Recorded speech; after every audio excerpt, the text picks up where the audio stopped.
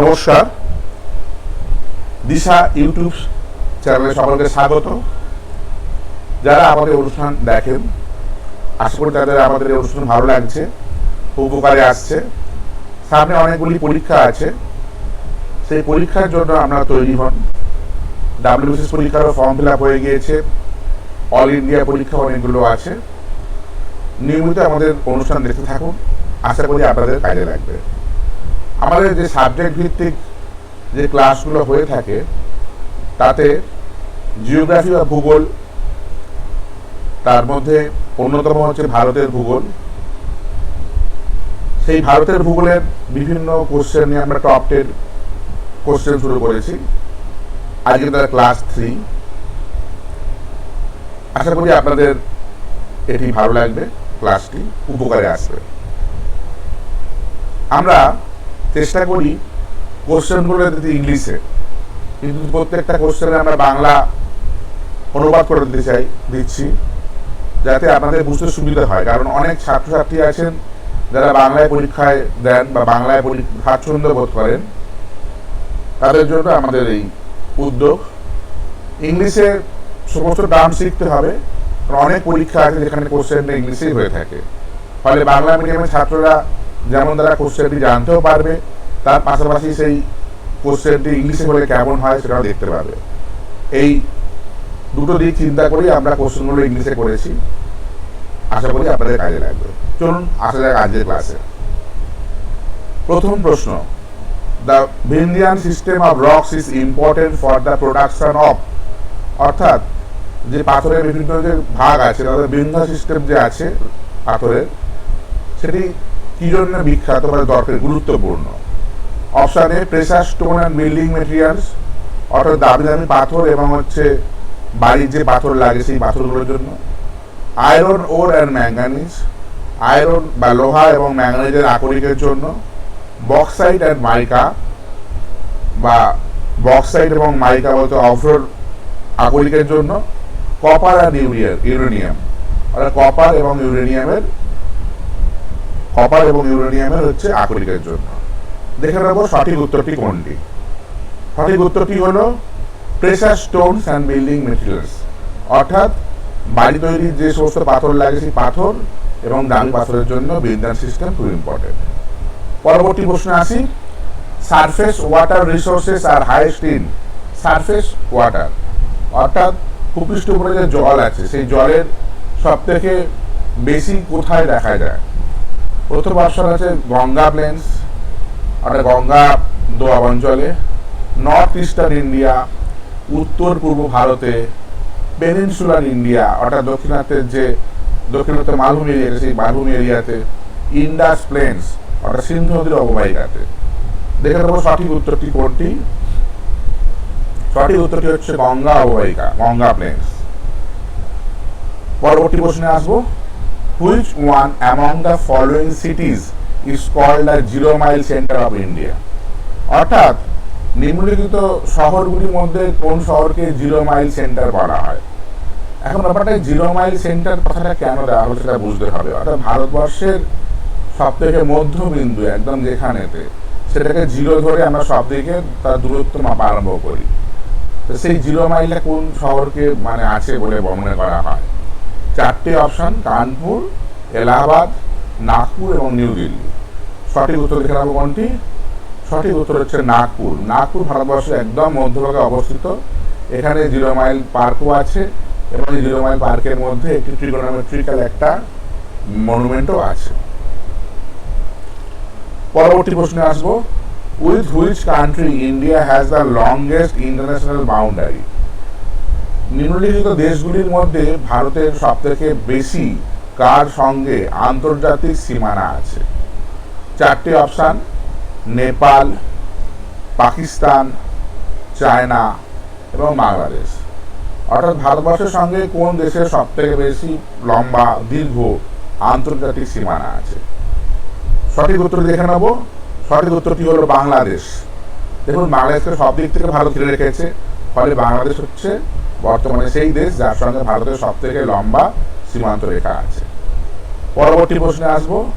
Which one of the following mountain ranges is spread over only one state in India?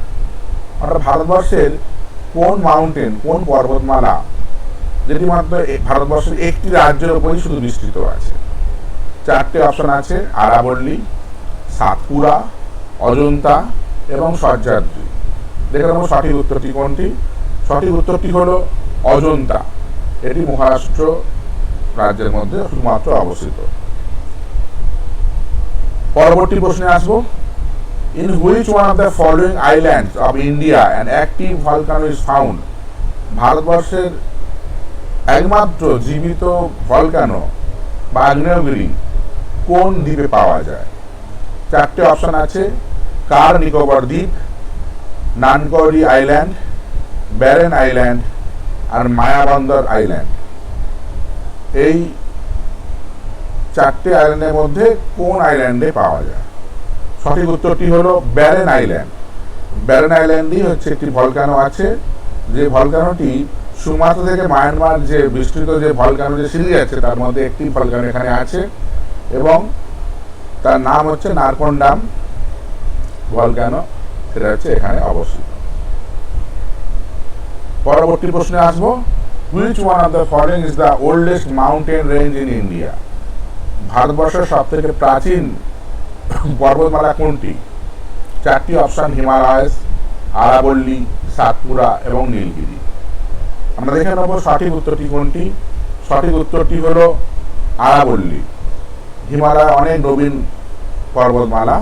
আরাবল্লী প্রায় 670 million বছর আগে তৈরি হয়েছিল। 670 million বছর। এই মিলিয়ন কথাটা মানে মনে হবে 1 মিলিয়ন বলতে 10 লক্ষ বছর বোঝায়। 670 মিলিয়ন বছর, অনেক বছর আগে এটা কিন্তু তৈরি হয়েছে। পরবর্তী প্রশ্নে আসবো। Consider the following Indian states, অর্থাৎ নিম্নলিখিত ভারতীয় রাজ্যগুলোকে আপনি বিচার বিবেচনা করুন।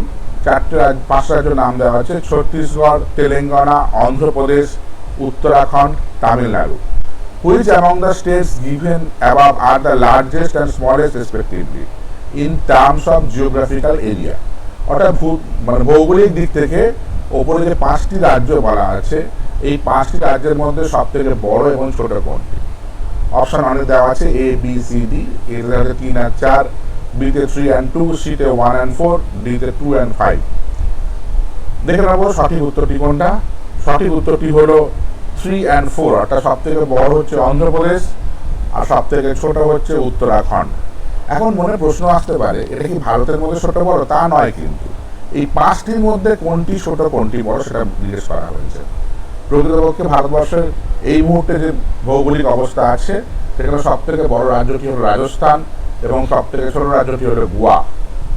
তাই আমাদের এখানে প্রশ্নটা এই 5টি রাজ্যের মধ্যে কোনটি ছোট কোনটি বড় বলা হয়েছে। পরবর্তী প্রশ্নে আসবো। Which is the largest peak in Andaman and Nicobar island? Andaman এবং নিকোবর দ্বীপের সব থেকে উঁচু শৃঙ্গ বা পিকটি কোনটি? চারটে option: Saddle Peak, Mount Thuillier, Mount Diavolo, Mount Koel. সঠিক উত্তরটি হচ্ছে স্যাডেল পিক। স্যাডেল পিক হচ্ছে আন্দামান নিকোবরের সব থেকে উচ্চতম অংশ বা শৃঙ্গ, যার উচ্চতা 732 মিটার, স্যাডেল পিক। পরবর্তী প্রশ্নে আসছি। What is the height of the great Himalayas? অর্থাৎ গ্রেট হিমালয়া সব থেকে উঁচু কত? চারটি অপশন আছে: 8850 metre above sea level, 8815 metre above sea level, 8890 metre above sea level এবং 8860 মিটার অ্যাবাভ সি লেভেল। অর্থাৎ সমুদ্রপৃষ্ঠ থেকে 4টি উচ্চতা বলে দেওয়া হয়েছে। তাহলে সঠিক উত্তর কোনটা? সঠিক উত্তর অপশন এ, 8850 মিটার। আমরা জানি যে এভারেস্টের উচ্চতা ছিল 8848 মিটার, কিন্তু প্রতি বছরই এভারেস্টের উচ্চতা কিছু করে বাড়ছে। তো বর্তমানে এভারেস্টের উচ্চতা হলো 8850 মিটার। সেই অনুযায়ী এটি সব থেকে উচ্চতা হাইট গ্রেট হিমালয়ের ক্ষেত্রে এটা অবস্থিত। আপনারা যারা আমাদের অনুষ্ঠান দেখছেন তাদেরকে বলবো, যদি আমাদের এই অনুষ্ঠানটি ভালো লাগে তাহলে লাইক শেয়ার করবেন। যারা নতুন আসছেন তাদেরকে বলবো আপনারা পারলে চ্যানেলটি সাবস্ক্রাইব করুন এবং পাশে থাকা বেল আইকনটি অন করে দিন, যাতে যে কোনো ভিডিও আমরা আপলোড করি না কেন সেটি তৎক্ষণাৎ আপনাদের কাছে চলে যাবে নোটিফিকেশন তার। আর যারা আমাদের এখানে অফলাইন ক্লাস করতে ইচ্ছুক তাদের বলবো তারা আমাদের এখানে যোগাযোগ করতে পারেন। দুটো মোবাইল নাম্বার দেওয়া আছে, 9163312100 এবং 8981353100। এই দুটো নাম্বারে ফোন করে আপনারা যোগাযোগ করতে পারেন। আমাদের সেন্টার আমতলা, সিংহিরমোড়, দক্ষিণ 24 পরগনা। আমাদের এই অনুষ্ঠানগুলি ইউটিউবের অনুষ্ঠান আমরা চেষ্টা করছি সমস্ত সার্বিকভাবে সমস্ত সাবজেক্টকে কভার করার জন্য। আরও নিয়মিত ক্লাস আমরা আপলোড করব। যারা ট্রেনে বাসে যাতায়াত করেন তারা আমাদের ইউটিউব চ্যানেলটি চালিয়ে যদি কানে ফোনে শোনেন, হেডফোন দিয়ে শোনেন, তাহলেও হয়তো আমরা পড়াটা মুখস্থ করতে পারবেন। কারণ বর্তমানে অনেকে চাকরি করতে করতে আমাদের এই পরীক্ষাগুলো দিয়ে থাকেন। তাদের জন্য আমরা বলবো যে যদি আপনার হেডফোন দিয়ে এই ক্লাসগুলো শোনেন তাহলে কোশ্চেনগুলো আমাদের মুখস্থ হয়ে যাবে। সেক্ষেত্রে বাংলা এবং ইংলিশ মিডিয়ামে যারা পরীক্ষা দেন, ভার্সনে পরীক্ষা দেন, তাদের দুজনেরই কাজে লাগবে এই কামনা করি। আর এই আশা রাখি যে আপনারা প্রত্যেকে এই প্রোগ্রাম দেখে উপকৃত হবেন। আশা করি আপনারা আমাদের অনুষ্ঠান নিয়মিত দেখবেন এবং যদি কোনো ভুল ত্রুটি থাকে তাহলে অবশ্যই কমেন্ট করবেন, যাতে আমরা নিজেদের ভুল ত্রুটি শুধরে নিতে পারি।